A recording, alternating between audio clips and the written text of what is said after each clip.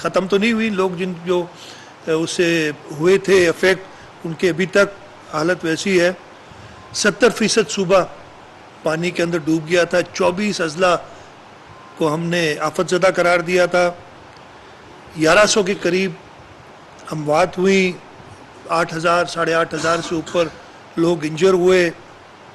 تقریباً 4 ملین ایکڑ زمین جو کاشتکار تھے ان کو نقصان ہوا, کراپ سارا گیا, اور 21 لاکھ گھر تباہ ہوئے. جو ایک اسیسمنٹ کی تھی نقصانات کی اور ان کو بہتر کرنے کی, اس لیول پہ لانے کے لیے ہم نے مل کے, اس وقت وفاقی حکومت, سندھ حکومت, انٹرنیشنل ایجنسیز نے مل کے تقریباً $11.5 ارب کی ایک جو پی ڈی اے نے تھی, پروویژنل ڈیزاسٹر نیڈ اسیسمنٹ جو تھی, وہ کی تھی.